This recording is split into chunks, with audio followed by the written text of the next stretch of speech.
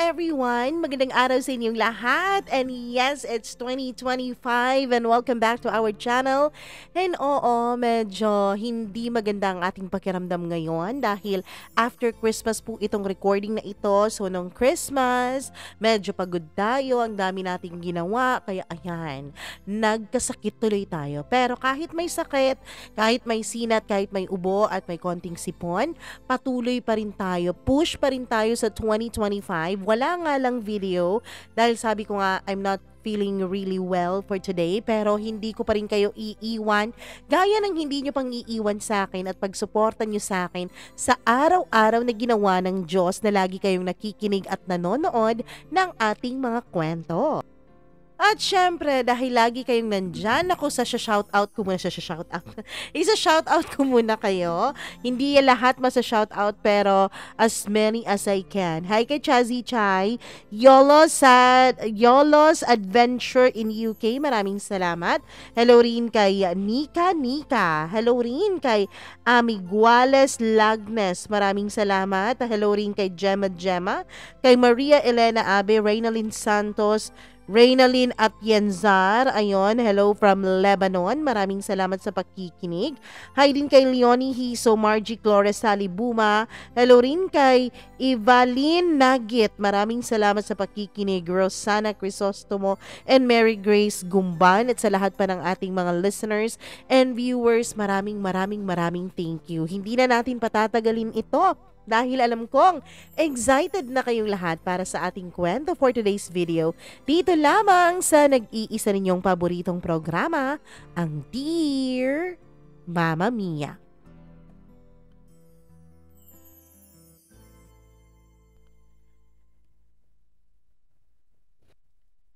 Sabi nila, masusubukan mo raw ang katapatan ng isang babae sa panahong ikaw ay walang-wala at hindi pa rin siya umaalis sa tabi mo at lagi pa rin nakasuporta sa iyo.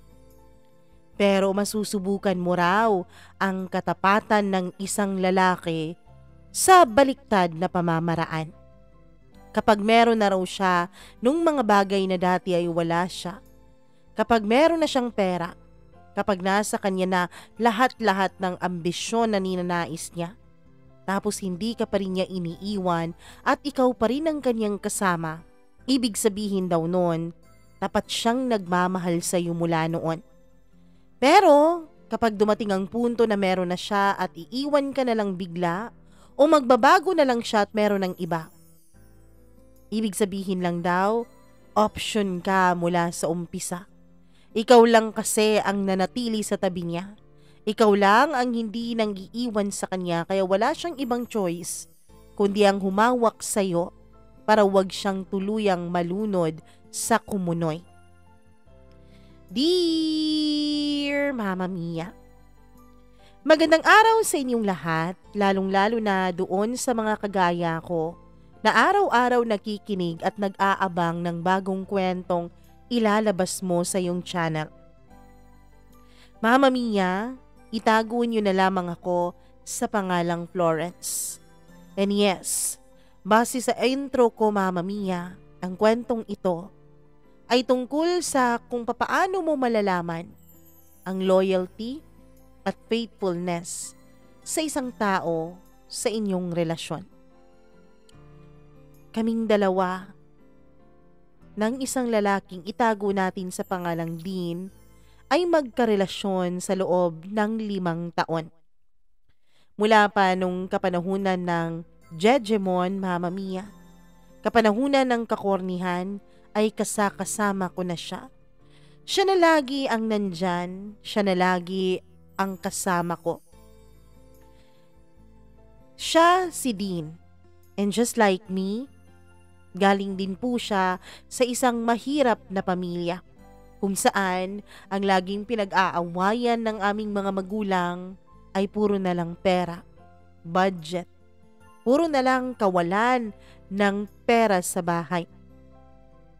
Mama Mia, we were both financially broke and financially challenged. At syempre, yun po ay nakaapekto sa aming dalawa. Even our parents, Pati sila ay ayaw sa relasyon naming dalawa. We were just each other's another stack of burden. Lason kami sa buhay ng isa't isa. Nakilala ko si Dean nung nag-transfer siya sa school namin. Galing po sila sa probinsya. Mama Mia, gwapong-gwapo na talaga ako sa kanya nung una ko siyang nakilala. Tahimik lamang siya. Hindi masyadong palakibo at laging nakatingin sa kawalan. Kaya naman medyo naintriga ako sa kanya. Misteryoso ang kanyang dating sa akin. Kapag meron pong mga group activities sa school ay hindi po siya masyadong sumasali. Sumasali lamang siya kung kinakailangan na talaga like for the grades o yun ang mga exams namin. At kapag nandun siya Mama Mia at sumasali ay lagi talaga kaming magkakagrupo. Pero kahit na ganun, wala pa rin akong masyadong alam tungkol sa kanya. Wala akong alam kung saan siya nanggaling, kung anong gusto niya, anong hilig niya at ano ang hindi. Pero yung interest ko sa kanya, halos araw-araw namang lumalaki. Lalo na nung minsan na maagang-maaga ako sa school. Kasi nga maagang umalis noon ang mga magulang ko para magtrabaho, pati na rin ang mga kapatid ko para pumasok sa eskwela. Kaya maaga na rin ako sa eskwelahan dahil kapag nanatili pa ako sa bahay ay makakatulog lang ako ulit, tapos malilate lang ako. Ang akala ko ako na ang nauna dun sa classroom pero nagulat ako dahil nandun itong si Dean. Tulad ng dati ay nakatulala na naman siya. Nakatingin sa kawalan. Kaya dahil hindi ko na matiis ay nilapitan ko siya. Pero bago pa ako makapagsalita ay nakuha ng pansin o nakuha ng kanyang drawing ang pansin ko. Nakalapag ito sa kanyang desk. At nung tignan ko ito, Mama Mia, ay gulat na gulat ako sa drawing na yon.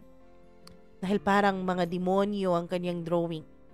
Medyo kinabahan ako at natakot. Nung mga panahon na yon ay nagpapaniwala pa naman ako sa mga multo, mga halimaw at mga aswang. Ano yung dinodrawing mo? Panaginip mo ba yan? Bigla akong tanong sa kanya. Lumingon siya sa akin. Ngumiti. Minsan lamang siyang ngumiti, Mama Mia. At sa ngiti niyang yun ay nakalimutan ko ang nakakatakot na drawing na nasa kanyang desk. Eto ba? Wala. Pamilya ko to eh. Bigla niyang sabi. Doon ako parang naintriga. May problema ka ba sa bahay niyo? Pwede mo namang i-share sa akin, handa naman akong makinig. Sabi ko pa. Wala. Kasi, eto, kita mo tong demonyong to? Ang tinuro niya yung drawing niya na may napakalaki at napakahabang sungay at napakahabang buntot na demonyong lalaki. Alam kong lalaki yon kasi walang dibdib. Eto ang papa ko. Kapag nalalasing, kapag natatalo sa sugal, laging sinasaktan, hindi lamang ang mama ko, kundi kaming mga kapatid. Tapos, eto namang demonyang to, tinuro naman niya ang isang babaeng demonyo na hindi kagaya nung isang drawing niya na malaki at mahaba yung sungay. Itong demonyong ito ay maliit lamang ang sungay at medyo payat. Maiksi lang din ang kanyang buntot at babae ito dahil may dibdib. Eto naman ang mama ko. Sabi niya, naaawa kami sa kanya dahil sinasaktan siya ng papa. Pero kapag wala naman ang papa, kami naman ang sinasaktan niya. At alam mo ba kung bakit demonya yung mama ko? Kasi, hindi niya tinuloy ang kanyang sinabi. Tatanong pa sana ako pero biglang may dumating na mga kaklase namin at nagulat dahil nandun na kaming dalawa ni Dean sa school. Tinukso pa nila kami na akala nila ay nag-date kami doon, Mama Mia. Medyo kinilig ako sa panunukso na yun dahil ang totoo ay crush ko naman talaga si Dean. Kaya lang nawala ang kilig ko dahil nga sa mga sinabi na susunod ni Dean. Huwag nga kayong nanunukso. Dinadagdagan nyo lang problema ko eh. Sabi niya sabay tayo at labas ng classroom. Ako, pandagdag ng problema niya. Naguguluhan talaga ako noon. Kaya naman, nung lumipas ang ilang araw na hindi na kami nakapag-usap ng ganun ni Dean dahil sa tuwing sinasadya kong maagang-maagang pumasok ay wala pa siya. Pumapasok siya kapag marami ng tao sa classroom. Ewan ko Mama Mia, pero parang may kutob ako na sinasadya yun ni Dean para hindi na kami maiwang mag-isa o kaming dalawa lang sa loob ng classroom dahil siguro medyo nakukulitan siya sa akin. Hindi na kami nagkaroon pa ng pagkakataon ni Dean na mag-usap ng masinsinan. Ayoko rin namang tanungin siya sa harap ng marami naming kaklase dahil ayokong ma-oblige siya na mag-explain sa lahat. Ayoko ring mapahiya siya dahil baka isipin ng iba na weirdo siya. Kasi nga yung mga drawings niya, yung mga artworks niya ay puro mga demonyo. Kaya isang gabi, katatapos lang namin noon sa practice sa school, ay wala na akong kapera-pera. Kaya naman, naglakad na lang ako pauwi ng bahay namin. Habang naglalakad ako ay nagmumuni-muni pa ako at kung saan-saan umaabot ang imagination ko. Ang una kong inimagine ay maganda na ang buhay ng pamilya ko, meron na kaming magarang bahay, magandang kotse, nakakakain ng mahigit 3 beses sa isang araw ng mga masasarap na pagkain. Nung habang naglalakad ako ay may namataan akong parang pamilyar sa akin ang tindig na nasa malayo. Naglalakad din ito pero napakadahan-dahan naman. Paunti-unti ang steps na ginagawa niya. At nung malapit na ako sa kanya ay naaninag kong si Dean yun. Gusto ko sana siyang lapitan pero hindi na lang dahil mukhang malalim na naman ang iniisip niya. Ewan ko kung anong pumasok sa kukote ko nung naisipan ko siyang sundan. Naglakad siya, sinundan ko siya. Hanggang sa ilang saglit pa ay lumiko siya sa isang iskina na 2 block ang layo mula sa amin. Dito ba nakatira si Nadine? Magkapit bahay lang pala kami kung tutuusin. Mama Mia, nakita ko siyang pumasok sa isang bahay. At nakita ko namang may lumabas sa kanilang bahay na isang lalaki na dali-dali itong nagsuot ng t-shirt at ng pantalon. Tapos tumakbo ito at pumasok sa kasunod na bahay ni Nadine. Anong nangyayari? Tanong ko sa utak ko. Kinabukasan ay naabutan ko si Dean sa labas ng CR. Wala nang masyadong tao noon sa corridor ng school kasi nga may pasok na at nag-uumpisa na ang klase. Late lang akong pumasok dahil late akong nagising sa kakaisip kung ano nga bang nangyayari sa pamilya ni Nadine. Dean? Ikaw pala.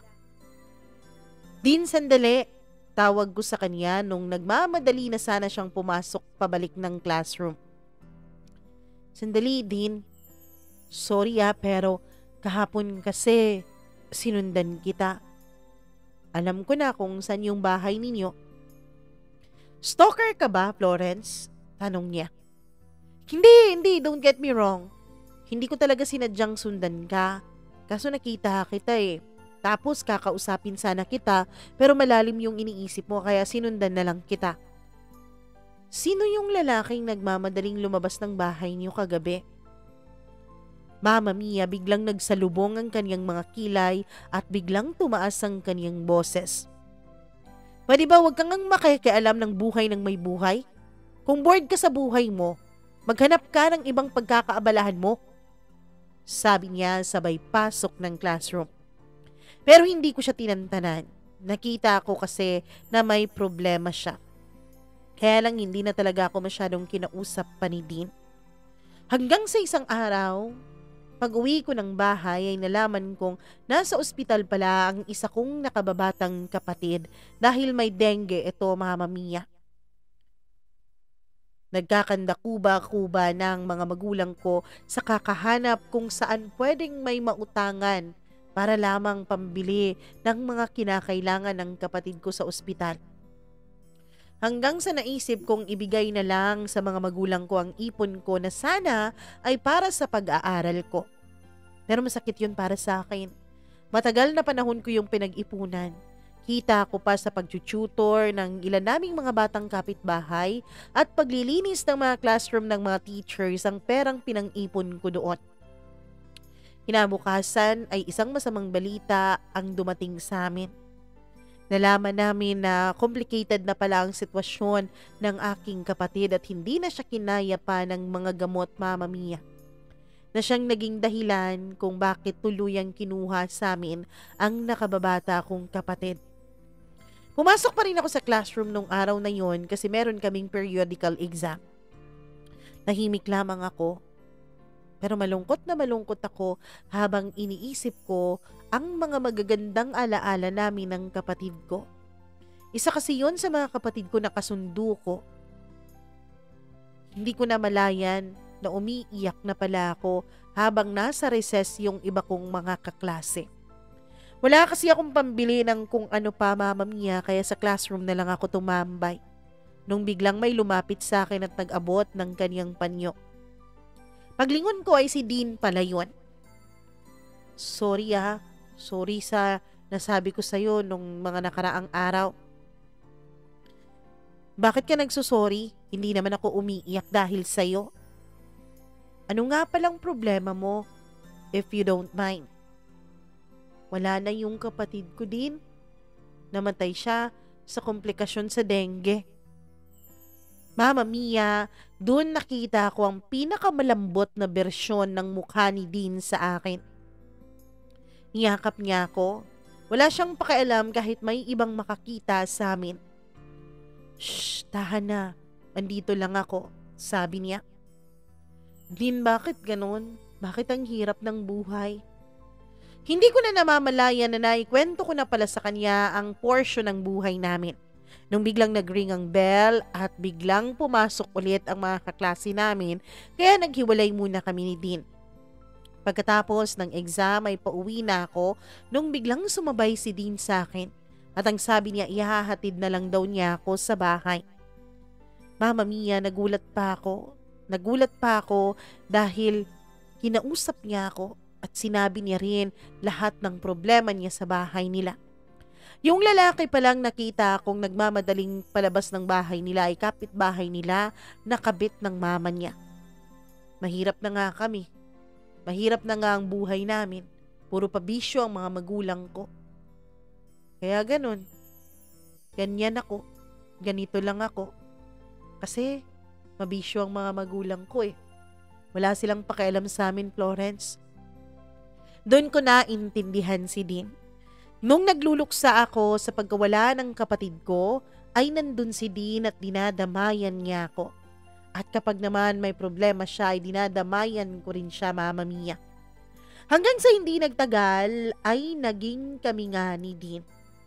Niligawan niya ako at hindi ko na rin naman pinatagal ang kanyang panliligaw at sinagot ko na rin agad siya.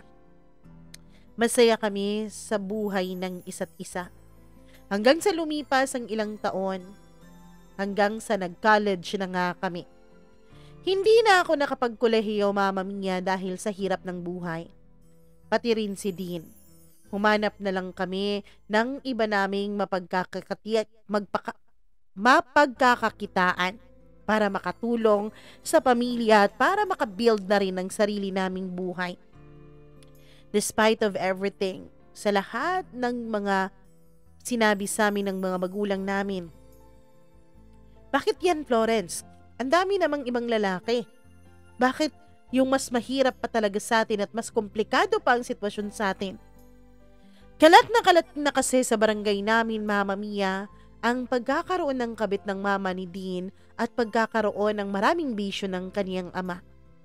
Kaya naman kahit na medyo mahirap din naman talaga kami, ay namimili pa rin ang mga magulang ko ng lalaking aking kakarelasyonin.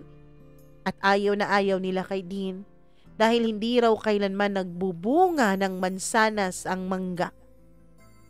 Problematic raw ang buhay ni Nadine at problematic raw ang kanyang mga magulang kaya pihadong magiging ganon din si Dean. Pero pinaglaban ko siya. Sabi ko sa mga magulang ko, iba si Dean sa ama niya. Iba siya sa nanay niya. Siya ang responsable sa kanilang lahat. Nasasabi mo lang yan ngayon kasi mahal na mahal mo pa siya. Kasi hindi pa kayo nagsasama sa iisang bubong. Pero kapag nagsama na kayo niyan, Florence, sinisigurado ko sa'yo, makikita mo rin na katulad lang din siya ng mga magulang niya. Hindi ako nakinig, Mama Mia. Pinatahimik namin ni Dean ang mundo at pinili naming makinig sa isinisigaw ng aming mga puso. Dean is a hardworking man at ako ang buhay na saksi niyan, Mama Mia. For 5 years, I can say na hindi po siya ordinaryong lalaki na magsisettle lang sa kung anong binigay sa kanya. Hindi po siya ang ordinaryong lalaki na kontento na lang sa kung anong buhay meron siya. Maraming mga pangarap si Dean. Mga pangarap na kasama niya kung tumutupad noon. He's the type of man who will do everything just to prosper in life. Siya ang klase ng lalaki at ng tao na gagawin ang lahat para umasenso. Gagawin at ibibigay ang lahat para sa pag-asensong ninanais niya, Mama Mia. Nakita ko kung paano siya magsikap. Nakita ko kung paano siya maghirap. Nakita ko kung paano rin siya magmahal ng kanyang mga pinaghirapan. Gusto niyang umasenso. Gusto niyang ibangon ang dangal ng pamilya niyang dinungisan ng kaniyang mga magulang. Gusto niyang maging mayaman para tingalain na siya ng lahat.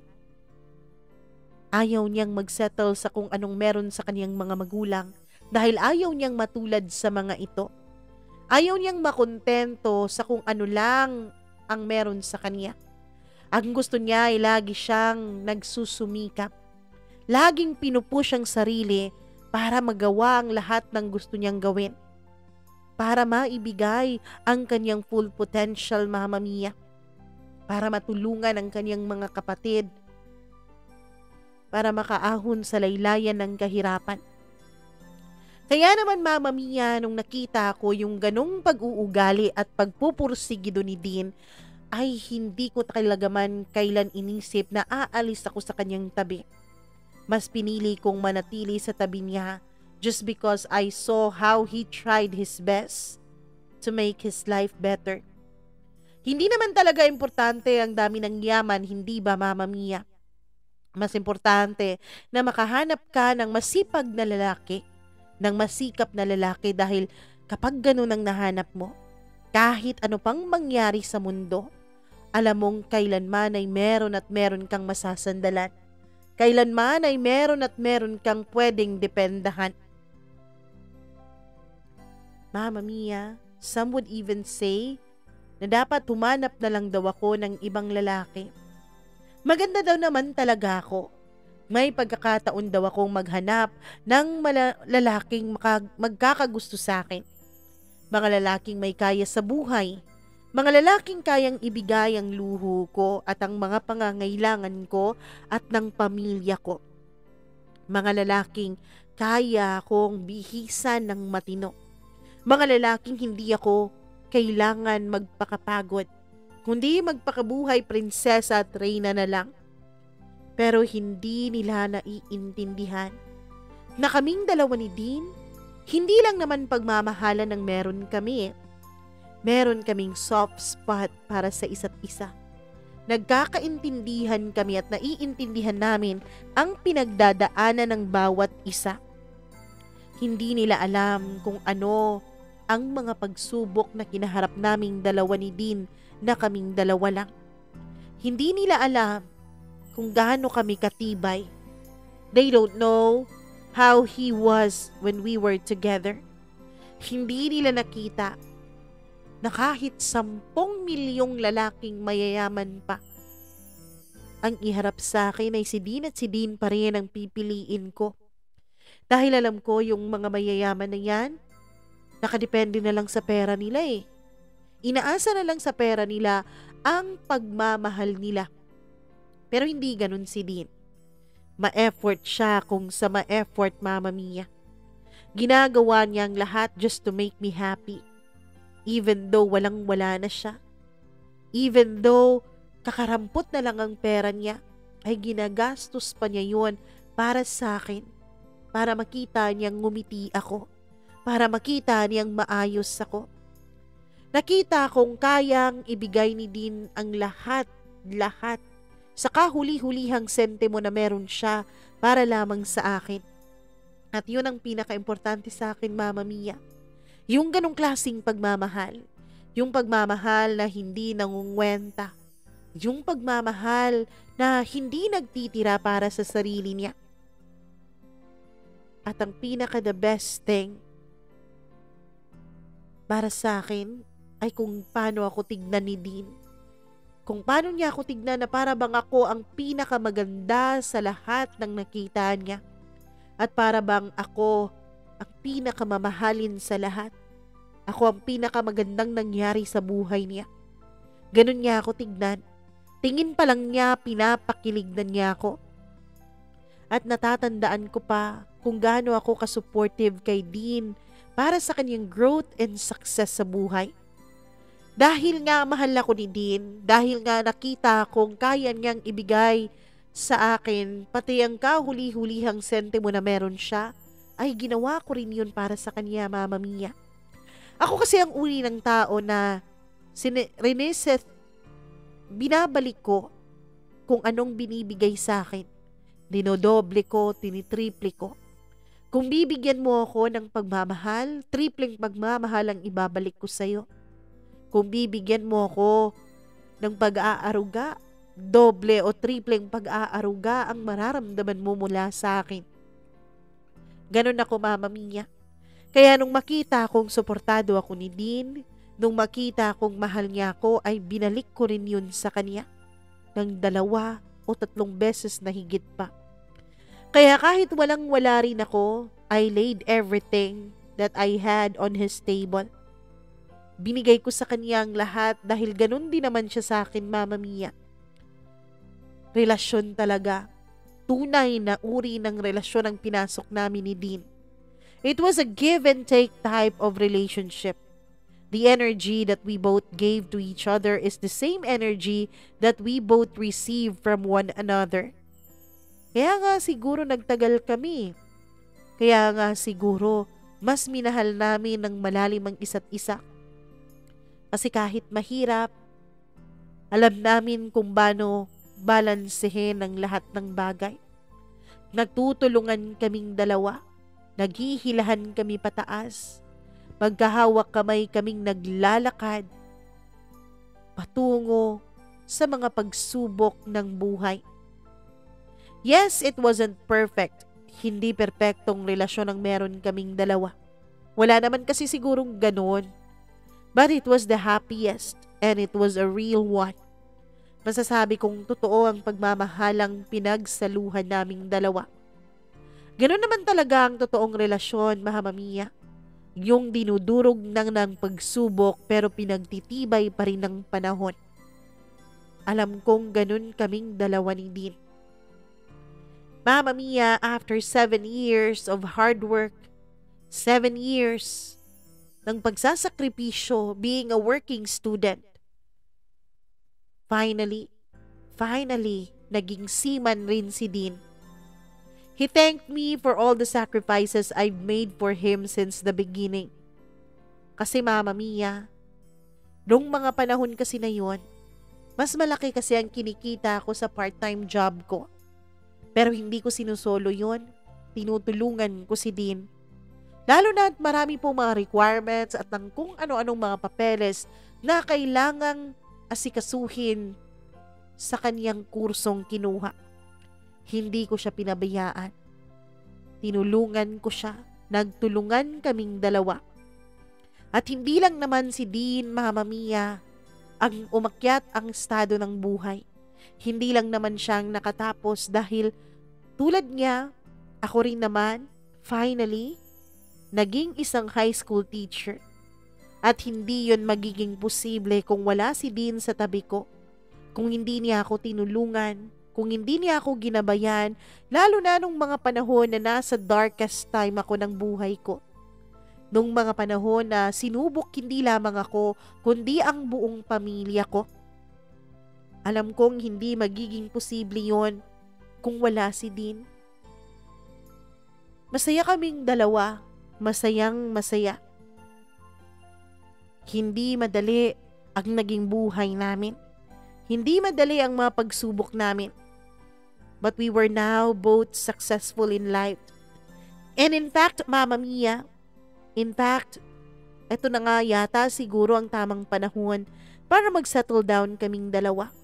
We both deserve to have a happy ending after all sa mga pagsubok, mga paghihirap na aming pinagdaanan at aming hinarap. Pero, unfortunately, hindi po ito ang aming love story. Hindi po ito ang aming happy ending.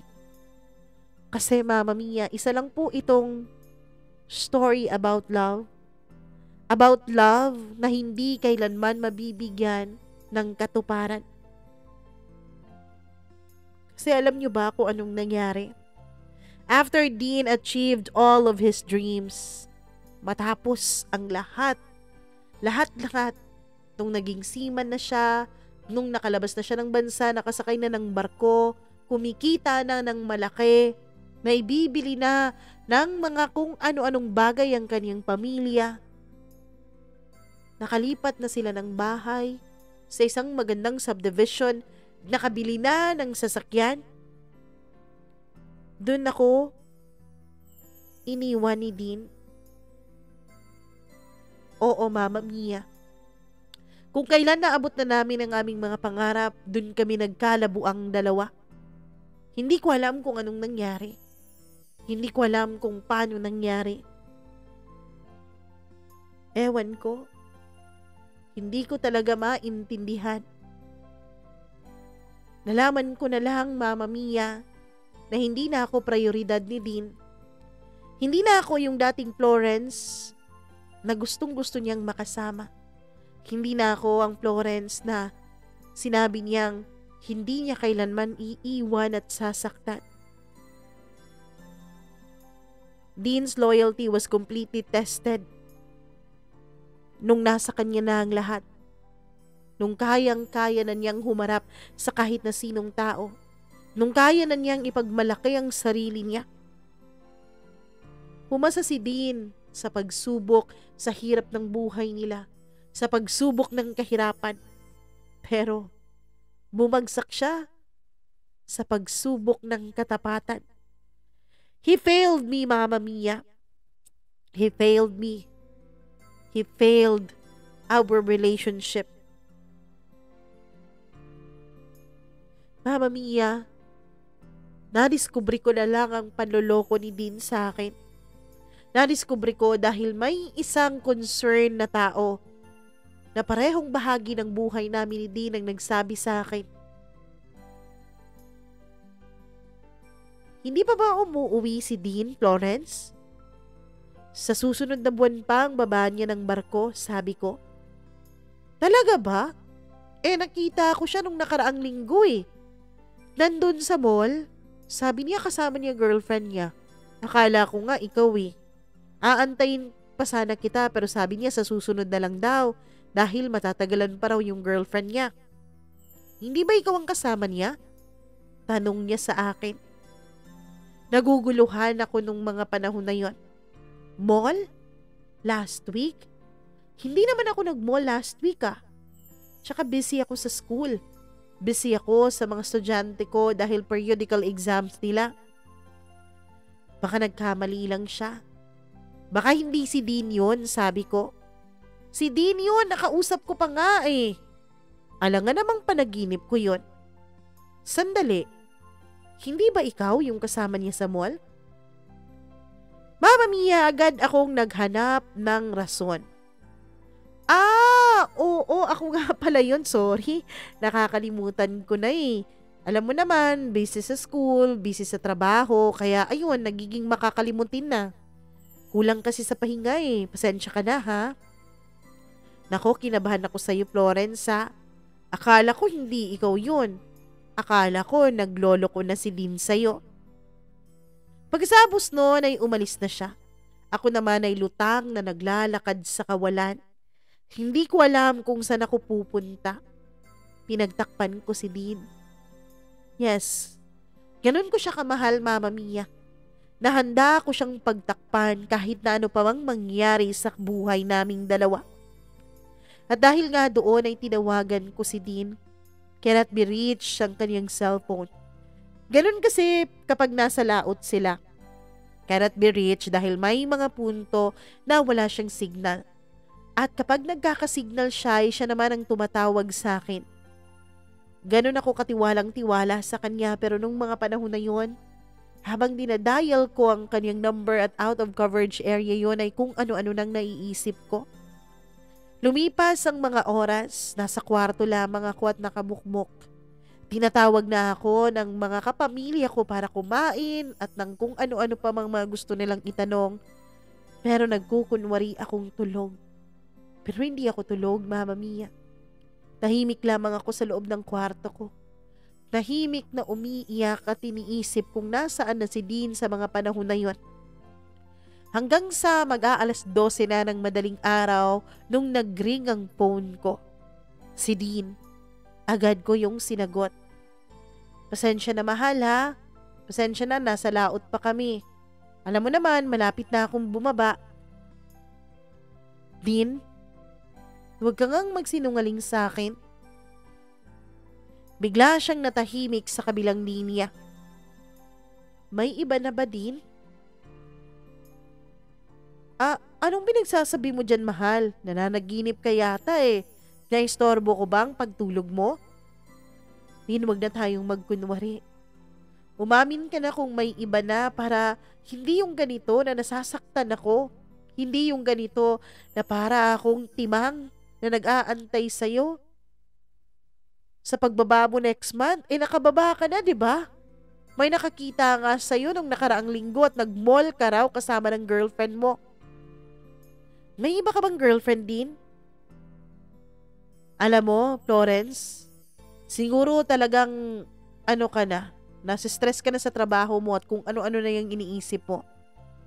Tsaka na tayo mag-usap kapag matino na yung pag-iisip mo. Sabi niya sabay baba ng telepono. Dial ako ng dial pero kinakancel niya ang tawag ko hanggang sa pinatay na niya ang kanyang cellphone. Kaya ang ginawa ko, Mama Mia, ay tinext ko siya. Tinext ko siya ang alam ko na ang katotohanan kaya magkita na lang kami para sa closure na hinihingi ko sa kanya. Sinabi ko kung saan kami magkikita. Dun sa lugar kung saan kami madalas tumambay noon. Naisip ko kasi, Mama Mia, kapag dun kami tumambay at dun niya maalala ang mga nakaraan namin, ay baka hindi pa tuluyang masira ang relasyon naming dalawa. Pero nagkamali ako. Nagantay ako noon ng 3 oras. 2:00 kasi ng hapon ang sinabi ko sa text ko na mag-aantay ako dun sa kanya para mag-usap kami ng maayos nang walang makakaalam at walang makakaistorbo sa amin. Alis na sana ako dahil magdidilim na noon 5:00 na ng hapon. Bare months noon kaya mas madali talagang dumilim ang paligid. Nung tatayo na sana ako, nung biglang may tumigil na isang sasakyan. At iniluwa ng sasakyan na yon ay walang iba kundi ang lalaking minahal ko. Minahal ko ng napakahabang panahon. Si Dean. So totoo nga, pauna kong bati sa kanya. Totoo ngang matagal ka nang nakababa mula sa barko, ni hindi mo man lang ako binisita, ni hindi mo man lang ako sinabihan. Mama Mia, he was saying sorry to me repeatedly. Maulit-ulit siyang nagsusorry sa akin. Umiyak pa nga siya sa harap ko at lumuhod, Mama Mia. Humihingi ng tawad. I'm sorry I cheated, Florence. Sorry for breaking our promises. I'm so sorry for betraying you. Patawarin mo ako. Hindi ko naman sinadya ito eh. Hindi ko sinadyang magiging ganito ang lahat. Mama Mia, umiyak ako ng umiyak. Hinawakan lang ni Dean ang mga kamay ko. Ngumiti siya sa akin ng pagkapait-pait ng ngiti. Pinaligaya mo ako when I'm at my lowest point. And you made me feel alive after a long time. You deserve nothing but happiness, Florence. I'm glad that I met you. Pero hindi ako best version ng sarili ko nung makilala mo ko eh. I'm sorry ha. Pero tinanggap kita. Tinanggap kita din kung ano ka at kung sino ka. Tinanggap kita. Hindi kita pinabayaan. Minahal kita ng totoo. Kahit sa kabila ng lahat. Pero bakit ganito din? Bakit ganito lang ang isusukli mo sa akin? Bakit ginaganito mo ako? Mama Mia, nagsumbatan na kaming dalawa ni Dean noon. Sinumbat ko sa kanya lahat ng sakripisyo ko sa kanya. Na ako yung nandoon. Ako yung nagstay nung walang-wala siya. Ako yung hindi nawala nung nahihirapan siya. Ako yung umagapay sa kanya para makatayo every time na bumabagsak siya sa mga pagsubok ng buhay. Pero sabi niya nagpapasalamat daw siya sa mga panahon nandun ako sa kanya. Sabi niya nagpapasalamat daw siya dahil meron siyang isang kagaya ko nung mga panahong nahihirapan siyang tumayo sa sarili niya.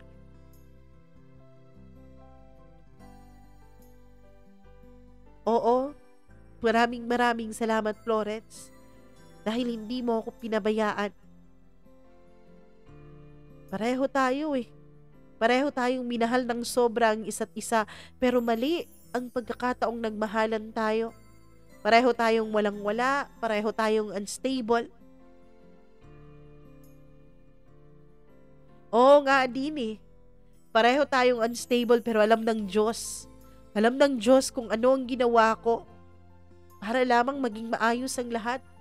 Para lamang matulungan kang magkaroon ng magandang kinabukasan. Di ba sabi mo para sa pamilya natin? I supported you all the way. At nagantay ako. Nagantay ako na maging sino ka. Nagantay ako na maging karapat-dapat ka sa sinasabi mong respeto ng ibang tao. I did everything for you. I did everything for us, Dean. Mama Mia, masakit. Masakit yun. Hanggang sa biglang nag-ring ang cellphone niya. Sinagot niya yun. Sumisinghot-singhot pa siya habang sinasagot niya yung tawag na yun. Oh, mahal. Mahal, sige. Okay, pabalik na ako. Ano, donut? Yung paborito mo? Sige, bibilhan kita. Bye. Namanhid ang puso ko habang naririnig kong nakikipag-usap siya ng sweet doon sa babaeng nasa kabilang linya. That was my wife. Kinasal kami nung nakaraang linggo lang. Hindi ko na napigilan ang sarili ko, Mama Mia. Sinampal ko si Dean ng pagkalakas-lakas. Sobrang lakas ng sampal na yon na halos siguro humiwalay yung kanyang kaluluwa sa kanyang katawang lupa. Binuhos ko sa sampal na yon lahat ng sama ng loob ko, lahat ng galit na meron ako kay Dean. Paano niya nagawa sa akin to? Kami pa naman nung sumakay siya ng barko Patuloy ang communication naming dalawa at wala akong kamalay-malay na ikinasal na pala siya. Sige, sampalin mo pa ako, saktan mo pa ako, Florence, I deserve that, alam ko. Pero sana pagkatapos nito, sana mag-move on ka na rin. Sana makahanap ka rin ng taong magmamahal sa'yo ng totoo. Dean, ikaw dapat yun eh. Ikaw yun. Hindi ako yun, Florence. Dahil magiging ama na ako. Gusto kong maging mabuting ama sa mga anak ko. Ayoko maging katulad ng mga magulang ko at alam mo yan, Florence.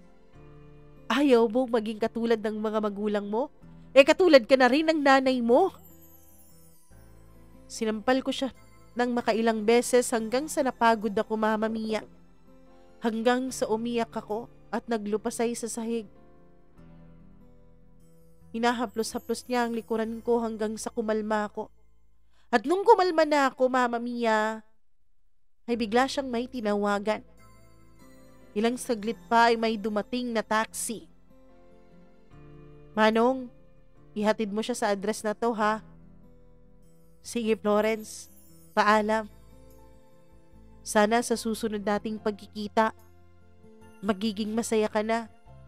Sana pwede na nating tawanan ang lahat ng mga nangyari sa gabing ito. Pagkatapos noon ay umalis na siya, Mama Mia, at binigyan na lang niya ng pera yung taxi driver. Ewan ko kung paano niya nakontak yun, kung suki ba niya yun o kung ano, wala na akong pakialam. Sumakay siya sa kanyang kotse. Pinaandar yun at pinaharurot palayo sa akin. Hindi man lang siya tumigil. Hindi man lang nagbago ang isip niya. Ako nun, Mama Mia, ay iyak pa rin ng iyak. Sige lang, Ma'am, umiyak ka lang.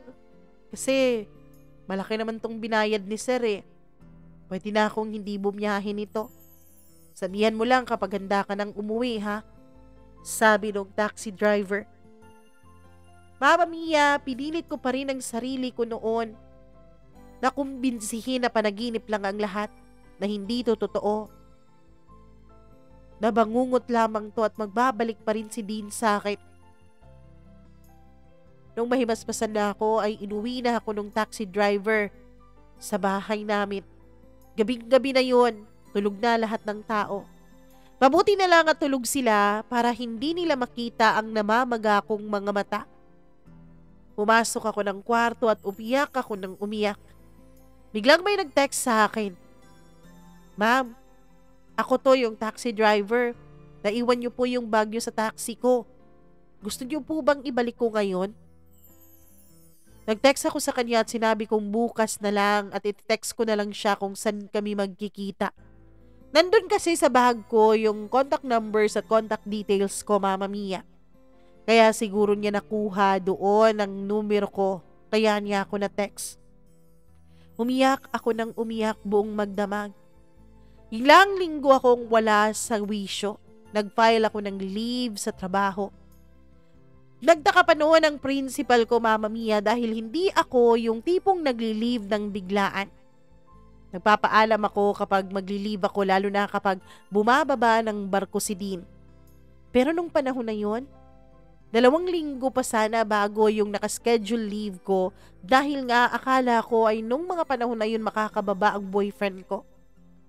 Pero sinabi ko na lang na emergency. Umaalis pa rin ako ng bahay dahil ayokong tinatanong ako ng pamilya ko. Ayokong kinakausap nila ako tungkol kay Dean. Kaya naman lumalayo pa rin ako at ang akala nila'y pumapasok ako sa trabaho. Pero ang totoo ay hindi. Hindi ako pumapasok. Nandun lang ako sa mall at kung saan-saan ako nagliliwaliw. Hanggang sa tinext ko na yung driver matapos ang 4 na araw.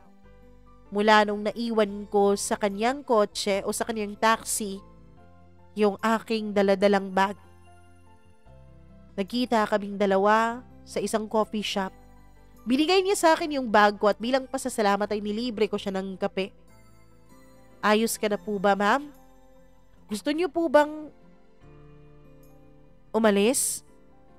Umalis? Saan naman ako pupunta? Gusto niyo po bang magliwaliw, mag-unwind, para naman ma-enjoy niyo yung buhay? Alam niyo, ma'am, siguro kaya naging ganun kayo ni sir kasi baka may ibang taong nakalaan sa inyo. Mama Mia, nagalit pa ako sa taxi driver dahil naging pakialamero siya nung mga panahon na yun.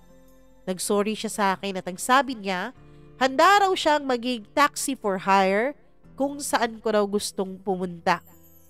Sabi pa niya meron daw siyang alam na mga magagandang lugar, mga lugar kung saan ako pwedeng magmuni-muni para tuluyan na akong makapag-move on sa nangyari sa akin. Nagpasalamat na lang ako sa kanya. Pero nung kinagabihan ay napanaginipan ko na naman ang manluloko kong jowa. Kaya naman tinawagan ko yung taxi driver. Sinabi ko sa kanya na 3 araw ko siyang irerent. Ako magbabayad ng lahat-lahat para lamang magliwaliw ako. Para lamang maibsan kahit konti ang sakit sa dibdib ko. At yun nga ang nangyari, Mama Mia. Sinamahan niya ako ng 3 araw. Itago na lang natin siya sa pangalang Carl. Napakabait ni Carl at lagi niya akong sinasamahan sa kung saan. Ang totoo niya ay hindi nga niya ako siningil. Sabi niya hindi naman daw siya tantong naghihirap at hindi rin naman daw niya kailangan ng pera. Sarili niya raw ang taxi niya at may 2 pa siyang unit na pinaparentahan, kaya naman meron siyang pangkain at pang kinakailangan niya sa araw-araw. Naku, sorry Carl ha kung naabala kita. Pakisabi naman sa girlfriend mo, sa asawa mo na sorry talaga. Tumawa siya ng pagkalakas-lakas. Pinagtatawanan mo ba ako? Ikaw kasi, bakit ka nag-a-assume na may asawa ako, may girlfriend ako? Sa tingin mo ba sasamahan kita ng ganito kapag meron akong girlfriend o asawa? Hindi ako ganong klaseng lalaki, ano? Isa pa, hindi ko naman magagawang lokohin yung girlfriend ko. Wala akong girlfriend at wala akong asawa kaya wala kang dapat ipag-alala. Naging magkaibigan kami ni Carl. Lagi siyang nandyan at kinakamusta ako sa araw-araw. Siya na rin ang naging suki kong tagahatid at tagasundo ko mula sa school. Hanggang sa unti-unti ay nagiging maayos akong muli. Unti-unti ay nakakangiti na ako ulit. Nakakalimutan ko na yung sakit. Nakakalimutan ko na yung pighating idinulot sa akin ni Dean, Mama Mia. Hanggang sa lumipas ang 5 buwan. Nagpaalam sa akin si Carl na manliligaw. Hindi ko naman siya hinindian dahil nakita ko naman siyang mabait at gwapo rin naman siya, Mama Mia. Maganda din naman ang hanap buhay niya. May 3 siyang taxi na yung isa siya ang mismong pumapasada. Kaya naman, hindi na ako nag-atubili nung sagutin ko siya. Although aaminin ko na hindi ganun katindi ang pagmamahal na nararamdaman ko sa kanya. Inisip ko kasi noon, Mama Mia, dapat mas mahal ako nung lalaki. Dapat yung lalaki ang nagkakandara pa sa akin para hindi niya ako magawang iwan.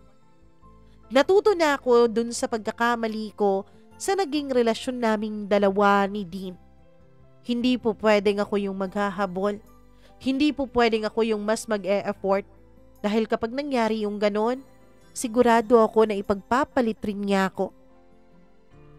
Naging masaya naman ang relasyon naming 2 ni Carl kahit na hindi ganun katindi ang nararamdaman ko sa kanya, Mama Mia. Inisip ko na lang na kung ano mang meron kami ni Carl ay stable kind of love yon. Yung klase ng pagmamahal na hindi masyadong nangangailangan ng assurance. Yung klase ng pagmamahal na kahit na malayo kayo sa isa't isa, alam niyong nandyan pa rin. Hanggang sa lumipas ang 2 taon, ng pagiging magkarelasyon namin ni Carl at nag-propose siya sa akin ng kasal. Wala din naman akong naisip na rason para humindi. Umuo ako at nagpakasal ako sa kanya. Masaya ako, Mama Mia, dahil ang kasal na yon ay nangyari matapos makapagtapos ang bunso kong kapatid ng college. Naging maganda na rin ang pamumuhay namin. Nagkaroon na rin ng sariling negosyo ang mga magulang ko sa tulong naming magkakapatid. Pare-pareho na kasi kaming may trabaho. Kaya naman nung sinabi ng kapatid ko na oras na rin daw para mag-settle down ako, sakto naman na nag-propose sa akin si Carl ay tinanggap ko yon. Wala na rin namang mawawala sa akin.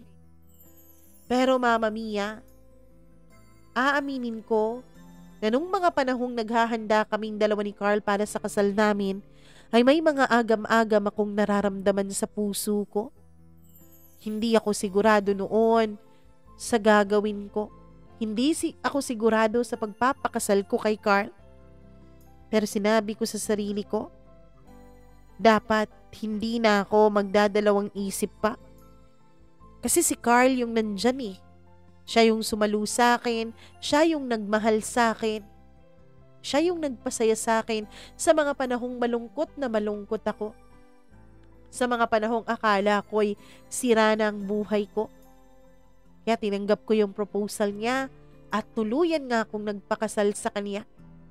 Bago pa ang 6 na buwan mula nung ikasal kami ay nagbunga na rin ang aming pagmamahalan. Nabuntis ako hanggang sa nakapanganak ako ng isang napakagandang babae na bata. Masayang-masaya ang buhay ko, Mama Mia. Hindi man ito yung pinangarap ko, hindi man si Carl yung pinangarap kong lalaki, pero siya naman ang tumupad nung mga pangako sa akin nung lalaking pinangarap ko pero niloko lang ako. Hanggang sa naging masaya na rin ako.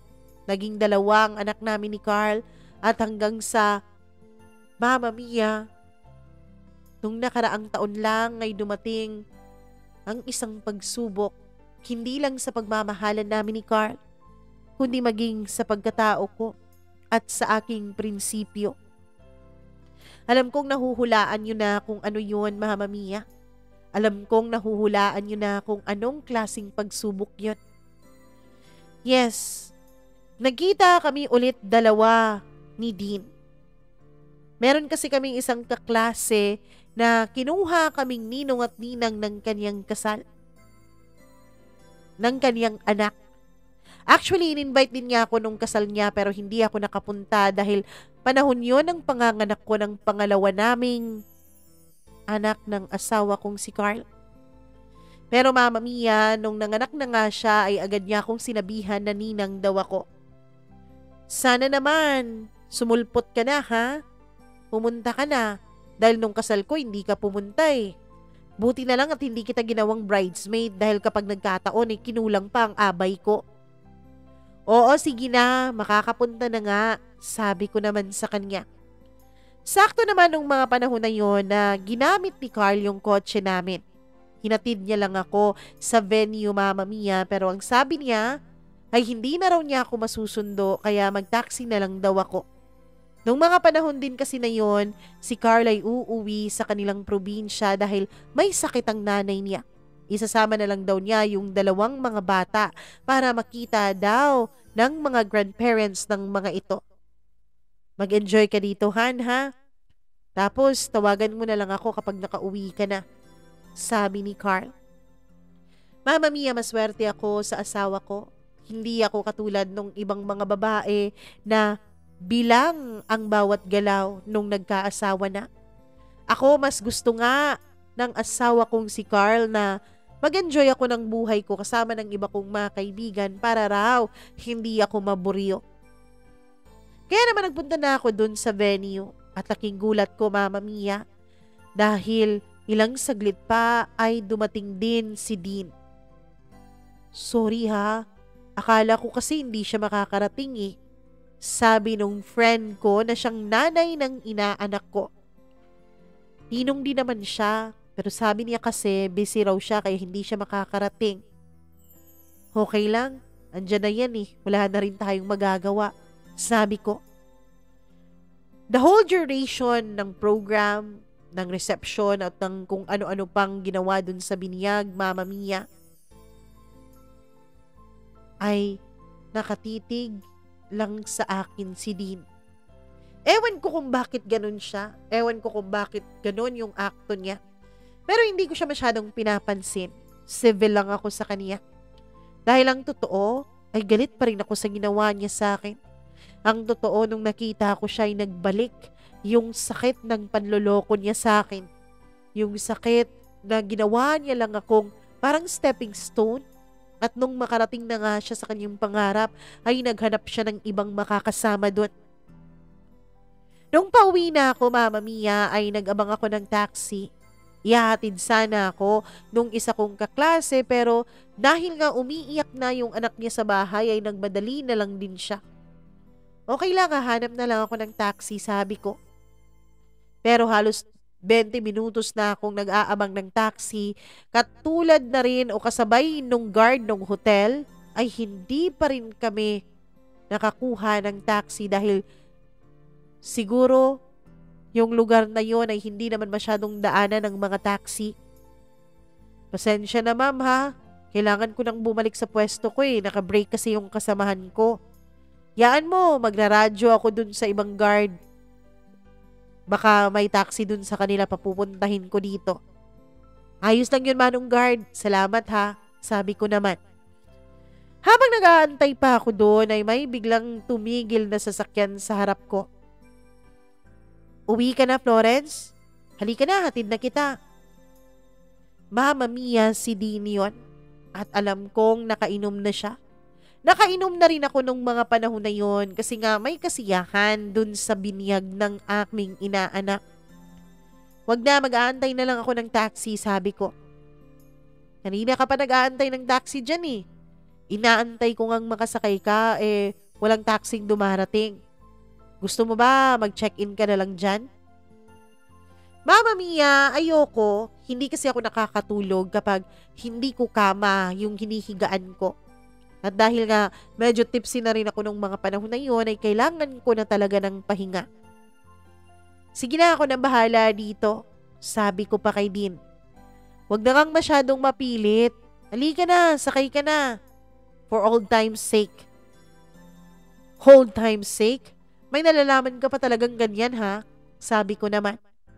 Sige na, halika na, sakay ka na, ihahatid lang naman kita sa inyo Wala akong nagawa dahil sa kagustuhan kong makauwi. Wala ba talaga akong nagawa? O ginusto ko rin talagang sumakay dun sa kotse na yon? Mama Mia, ewan ko ba, nung nakasakay na ako at pinaandar na niya yung kotse, ay parang may nararamdaman akong tensyon sa pagitan naming dalawa. Hanggang sa biglang sumagi yung kanyang kamay sa legs ko. Habang minamaniobra yung kambyo ng sasakyan. Hindi kasi automatic o manual yung kotse niya, Mama Mia. Kaya naman, kinakailangan niyang gumamit ng kambyo. Sorry, sabi niya nung nahawakan niya yung legs ko. Exposed pa naman ang legs ko sa suot ko na yun, Mama Mia. Ewan ko, pero habang tumatagal yung biyahe namin ay parang mas lalong lumalaki at umaapoy yung tensyon sa pagitan naming dalawa. Hanggang sa bigla na lang niyang itinigil yung sasakyan sa gilid ng daan at bigla na lang niya akong kinabig para sa isang nakakatanggal kaluluwang klase ng halik. Siguro dala ng nainom naming alak. Pasensya na sa alak kung lagi na lang siyang napagbibintangan, pero ganun nga siguro yun, Mama Mia, dahil nawalan ako ng kontrol sa sarili ko. Nakalimutan ko ang galit ko sa taong ito. Nakalimutan ko ang pananakit na ginawa niya sa akin at higit sa lahat, nakalimutan kong may asawa ko at may mga anak na. Gumanti ako sa mga halik ni Dean sa akin. Hanggang sa hindi na namin napigilan ang aming mga sarili. Natanggal na niya ang suot ko, Mama Mia. Nababahan na niya yung dress ko hanggang tiyan ko. Natanggal na rin niya yung pagkakahook ng bra ko. Pinagpapala na niya ang dalawa kong bundok. Dean, huwag dito. Pagkasabi ko ng ganon ay bigla siyang tumigil. Inayos ang suot ko at pinaandar ulit ang kotse. Wala kaming sali-salita sa isa't isa hanggang sa makarating kami sa isang lugar na labis kong pinagsisisihan kung bakit ako sumama sa kanya nung gabing yon. Oo, Mama Mia, nag-check-in kami sa isang motel. Pagpasok pa rin namin ni Dean ay agad na naming pinagsawa ang aming mga kamay at labi sa isa't isa. Parang na-miss namin ng matagal na panahon itong aming ginagawa. Hanggang sa tuluyan na ngang may nangyari sa amin. Nakatulog si Dean sa gilid ko. Ako naman noon ay Naiiyak na. Next ko na lang ang asawa ko at sinabi kong nakauwi na ako kahit na hindi pa. Naka-day off din naman kasi ang kasambahay namin noon, Mama Mia, kaya walang makakapagsumbong sa kanya na hindi pa talaga ako nakauwi. Hanggang sa tumawag yung asawa ko, sinagot ko, "Ayos ka lang ba, mahal? Nag-enjoy ka ba dun sa party niyo?" Oo, mahal. Nag-enjoy naman ako." Pero tinutusok ng karayom ang konsensya ko nung mga panahon na yon. Totoong nag-enjoy ako pero hindi lang dahil dun sa party, kundi maging sa after-partying celebration na ginawa naming dalawa ni Dean. Nung matapos ko ang tawag na yon sa asawa ko ay nakatingin na pala sa akin si Dean at gising na pala ito. Ngumiti siya sa akin. "Hindi ka pa rin talaga nagbabago. Napakaganda mo pa rin," sabi niya. "Hindi tama yung ginawa nating dalawa din. Sana wag na tong mauulit." Tatayo na sana ako para magbihis, Mama Mia, para umalis na at umuwi na ng bahay namin. Pero bigla niya akong hinila. He pinned me down sa kama at pumahatong siya ulit sa akin. Hinalikan niya ulit ako. Ewan ko pero hindi ko na naman ulit natigil ang sarili ko. Gumanti na naman ako sa mga halik at taplos niya sa akin hanggang sa pangalawang pagkakataon na may nangyari ulit sa amin. Yan bang sinasabi mong hindi na dapat maulit to? Alam ko, ramdam ko, gusto mo pa rin ako. Ramdam ko sa mga halik mo sa akin kanina, Florence. Ramdam ko sa mga yakap mo sa akin. And Florence, gusto pa rin kita. Nagsisi ako nung hiniwalayan kita. Akala ko kasi mahal ko si Melissa eh. Pero hindi pala. Ikaw palang mahal ko at na-excite lang ako kay Melissa dahil bago siya. Na-excite ako sa kanya. Dahil pakiramdam ko ay lalaking lalaki ako sa harapan niya. Hindi katulad mo. Nakita mo ang weakness ko. Kaya wala akong may pagmamalaki sa'yo. Pero maniwala ka't sa hindi. Ikaw pa rin ang mahal ko, Florence. Na-realize ko lang yon nung tuluyan ka nang nagpakasal sa iba. Sinampal ko si Dean, Mama Mia, at sinabi kong wag na wag niyang sisirain ang pamilyang binubuo ko. Pagkatapos noon ay naligo na ako at nagbihis at hindi na ako nagpapigil pa kay Dean at umalis na ako doon. Umuwi ako ng bahay namin. Naligo ako ulit, kinuskus ko ng kinuskus ang sarili ko dahil diring-diri ako noon sa mga ginagawa ko. Mama Mia, 4 na buwan na po mula nung may nangyari sa amin dalawa ni Dean. 4 na buwan mula nung nagkasala ako sa asawa ko. Hanggang ngayon ay guilty pa rin ako. At si Dean, hanggang ngayon ay hindi pa rin niya ako tinitigilan. Lagi niyang sinasabi at pinapamukha sa akin na mahal ko pa siya. Na kaya raw naming ayusin ang lahat basta't hiwalayan lang namin ang aming mga asawa.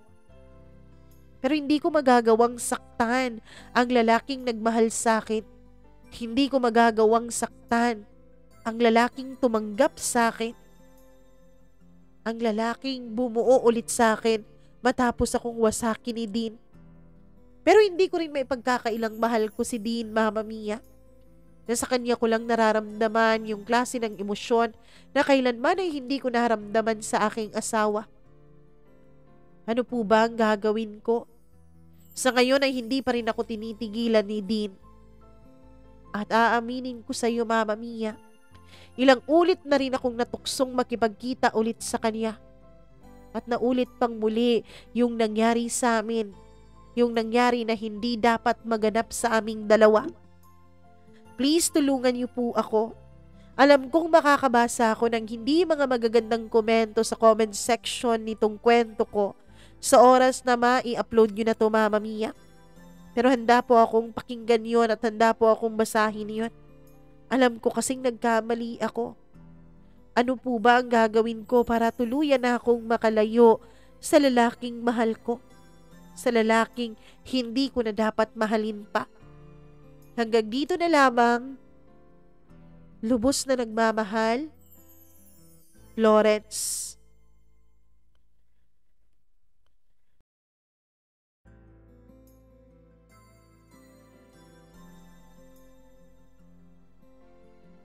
Ay, nako naman, Florence. Ano ba yung tanong mo? Paano ka ba makakapigil sa ganyan? Pigilan mo yung sarili mo, girl. Huwag ka nang makipagkita sa kanya. Ano ka ba naman? Aantayin mo pa bang mabuntis ka? Aantayin mo pa bang magbunga at mawasak ang inyong dalawang pamilya? Yes, hindi lang pamilya mo, kundi pamilya rin ni Dean dun sa asawa niya, 'di ba? Eto namang si Dean, napakakapal din naman ng mukha, no? Pagkatapos niyang saktan itong si Florence, pagkatapos niyang magpakasal sa iba, mabuntis ng iba, eto siya't sasabihin na ikaw pa rin palang mahal ko. Totoo nga yung sinasabi nilang natitest ang loyalty ng isang lalaki kapag meron na siya ng lahat-lahat ng bagay. Yung babae natitest daw ang loyalty niya kapag walang pera yung lalaking mahal niya. Yung lalaki naman natitest yung loyalty niya kapag meron na siyang pera.